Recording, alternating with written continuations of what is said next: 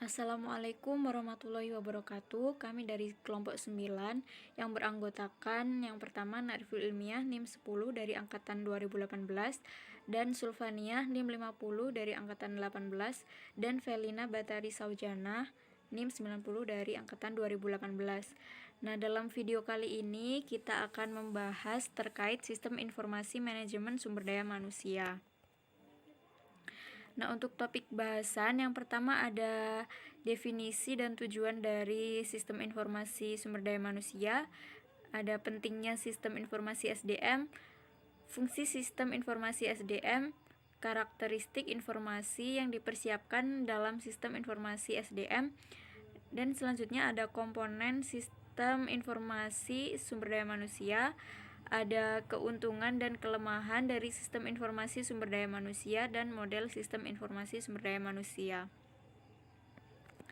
Nah, yang pertama definisi dan tujuan dari sistem informasi sumber daya manusia, atau di sini juga bisa disebut Human Resource Information System. Nah, sistem informasi sumber daya manusia ini adalah sebuah program atau aplikasi komputer yang digunakan untuk mengatur pengelolaan dan sumber daya manusia di suatu perusahaan untuk mendukung proses pengambilan keputusan, atau biasa disebut dengan decision support system, dengan menyediakan berbagai informasi yang diperlukan. Nah, untuk tujuan dari sistem informasi sumber daya manusia ini yaitu dirancang untuk membantu para manajer untuk membuat keputusan-keputusan yang lebih efektif. Kemudian yang selanjutnya ada pentingnya sistem informasi sumber daya manusia. Nah, sistem informasi sumber daya manusia ini merupakan salah satu bagian dari sistem informasi manajemen yang dibangun pada seluruh organisasi. Nah, sumber daya manusia merupakan aset yang sangat berharga bagi seluruh organisasi. Oleh sebab itu, maka pengelolaan dari SDM ini adalah salah satu pilar utama untuk organisasi agar mendapatkan strategi dan kebijakan secara terintegrasi. Nah, keputusan-keputusan dari sumber daya manusia yang sehat harus didukung oleh informasi mengenai sumber daya manusia yang baik, sehingga sistem informasi sumber daya manusia ini sangat diperlukan oleh perusahaan. Assalamualaikum warahmatullahi wabarakatuh. Perkenalkan, nama saya Sultania, NIM 180321100050. Fungsi sistem informasi manajemen sumber daya manusia ada 5. Yang pertama yaitu perekrutan dan penerimaan. Sumber daya manusia membantu menerima pegawai baru ke dalam perusahaan. Sumber daya manusia selalu mengikuti perkembangan terakhir dalam peraturan pemerintah yang mempengaruhi praktek kepegawaian dan menasihati manajemen untuk menentukan kebijakan yang sesuai. Yang kedua yaitu pendidikan dan pelatihan. Selama periode kepegawaian, seseorang sumber daya manusia dapat mengatur berbagai program pendidikan dan pelatihan yang diperlukan untuk meningkatkan pengetahuan dan keahlian kerja pegawai. Yang ketiga yaitu manajemen data. Proses pengelolaan data sehingga dapat digunakan sebagai sumber informasi atau analisis yang dapat dipercaya untuk perorangan atau umum. Yang keempat yaitu perencanaan karir. Bertanggung jawab atas pengelolaan, perencanaan, dan jenjang karir bagi seluruh anggota organisasi. Fungsi ini menjawab setiap pegawai memiliki jalur karir menurut tugas, tanggung jawab, dan kompetensi yang ia miliki. Mengacu kepada kondisi jangka panjang, karir setiap pegawai akan ditentukan oleh kelompok kerja di mana masing-masing pegawai bekerja. Namun, dengan pertimbangan besarnya organisasi masing-masing, penyeberangan karir dari setiap kelompok tidak dapat dihindari atau bahkan berpindah dari satu kelompok ke kelompok lainnya. Yang kelima yaitu separation management, berfungsi untuk mengelola seluruh tindakan pemutusan hubungan kerja dalam organisasi. Banyak yang disebabkan karena normal separation seperti pensiun, habisnya masa kontrak, atau meninggal. Atau forced separation, indiscipliner, atau early retirement. Karakteristik informasi yang dipersiapkan dalam sistem informasi manajemen sumber daya manusia ada 5. Yang pertama yaitu tepat waktu. Informasi yang disajikan kepada pemakai harus dilakukan dengan baik atau benar dan harus up to date serta diterapkan pada waktu yang layak dan tepat waktu. Yang kedua yaitu akurat. Informasi yang dibutuhkan oleh pemakai harus memenuhi tingkat akurasi atau ketepatan yang tinggi, bebas dari pengertian yang menyesatkan, kesalahan material dan dapat diandalkan oleh pemakainya. Yang ketiga yaitu ringkas. Manajer dapat menyerap banyak informasi yang dibutuhkan dalam situasi tertentu. Yang keempat yaitu relevan. Manajer haruslah mendapatkan hanya informasi yang dibutuhkan dalam situasi tertentu. Yang kelima yaitu lengkap. Manajer harus mendapatkan informasi yang lengkap dan tidak terpotong-potong. Komponen sistem informasi sumber daya manusia ada 3. Yang pertama yaitu fungsi masukan, yaitu memberikan kemampuan untuk memasukkan informasi personalia ke dalam sistem sumber daya manusia.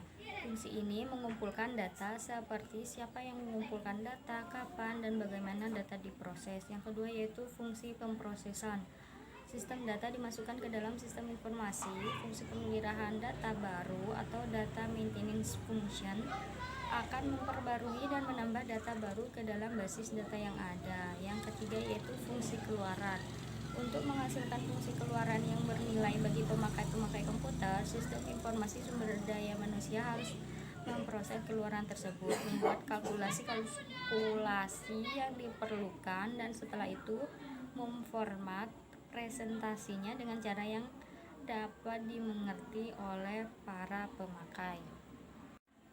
Keuntungan dan kelemahan sistem informasi manajemen sumber daya manusia. Keuntungan yang pertama yaitu perusahaan dapat mengonsentrasikan diri pada bisnis yang ditangani. Masalah mengenai hardware, software, dan maintenance sistem merupakan tanggung jawab pihak ahli sistem informasi. Yang kedua yaitu lebih praktis serta waktu pengembangan sistem informasi relatif lebih cepat, efektif, dan efisien karena dikerjakan oleh orang yang profesional di bidangnya. Yang ketiga yaitu biaya pengembangan sistem informasi dapat disesuaikan dengan anggaran dan kebutuhan perusahaan. Yang keempat yaitu mengurangi risiko penghamburan investasi jika penggunaan sumber daya sistem informasi belum optimal. Perkenalkan, nama saya Felina Batari Saujana, NIM 18032111000090. Kelemahan dari sistem informasi manajemen sumber daya manusia yaitu yang pertama, terdapat kekhawatiran tentang keamanan sistem informasi karena adanya peluang penyalahgunaan sistem informasi oleh vendor, misalnya pembajakan atau pembocoran informasi perusahaan. Yang kedua, adanya peluang sistem informasi yang dikembangkan tidak sesuai dengan kebutuhan perusahaan dikarenakan vendor tidak memahami kebutuhan sistem dalam perusahaan tersebut. Yang ketiga, relatif sulit melakukan perbaikan dan pengembangan sistem informasi karena pengembangan perangkat lunak dilakukan oleh vendor, sedangkan perusahaan umumnya hanya terlibat sampai rancangan kebutuhan sistem. Yang keempat yaitu resiko tidak kembalinya investasi yang telah dikeluarkan apabila terjadi ketidakcocokan sistem informasi yang dikembangkan. Yang selanjutnya yaitu model sistem informasi sumber daya manusia. Pada input ada 3 subsistem di sini. Yang pertama yaitu SIA atau Sistem Informasi Akuntansi. SIA menyediakan data akuntansi bagi HRIS sehingga database berisi gambaran yang lengkap dari sumber daya personil baik keuangan maupun non-keuangan. Yang kedua, penelitian sumber daya manusia. Penelitian tersebut berfungsi untuk mengumpulkan data melalui proyek penelitian khusus. Contohnya penelitian suksesi, analisis dan evaluasi jabatan, serta penelitian keluhan. Yang ketiga yaitu intelijen sumber daya manusia. Berfungsi untuk mengumpulkan data yang berhubungan dengan sumber daya manusia dari lingkungan perusahaan.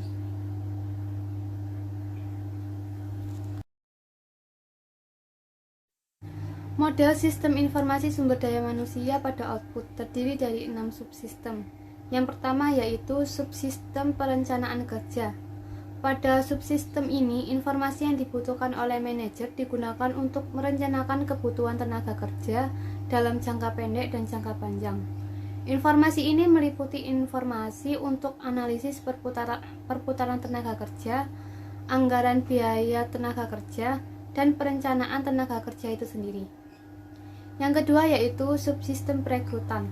Pada subsistem ini, informasi-informasi yang dibutuhkan untuk pengadaan tenaga kerja secara eksternal maupun internal. Informasi-informasi ini antara lain adalah informasi pasar tenaga kerja, penjadwalan wawancara, perekrutan, dan analisis rekrutmen. Yang ketiga yaitu subsistem manajemen angkatan kerja. Pada subsistem ini, informasi-informasi yang dibutuhkan untuk mengelola sumber daya manusia di dalam organisasi.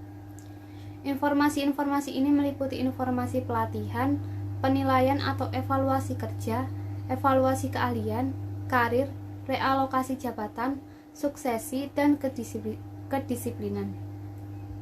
Yang keempat yaitu subsistem tunjangan. Pada subsistem ini, informasi tentang penggajian dan kompensasinya yang meliputi kehadiran dan jam kerja, perhitungan gaji dan bonus, analisis kompensasi, dan perencanaan kompensasi. Yang kelima yaitu subsistem benefit. Pada subsistem ini meliputi benefit yang diterima oleh karyawan. Benefit berbeda dengan kompensasi. Kompensasi lebih ke insentif yang dihubungkan dengan kinerja karyawannya. Sedangkan benefit lebih ke manfaat tambahan yang diterima karyawan seperti dana pensiun. Dan yang keenam yaitu subsistem pelaporan lingkungan. Pada subsistem ini, informasi-informasinya berhubungan dengan keluhan-keluhan, kecelakaan selama kerja, kesehatan karyawan, dan lingkungan kerjanya. Sekian presentasi dari kami. Terima kasih. Wassalamualaikum warahmatullahi wabarakatuh.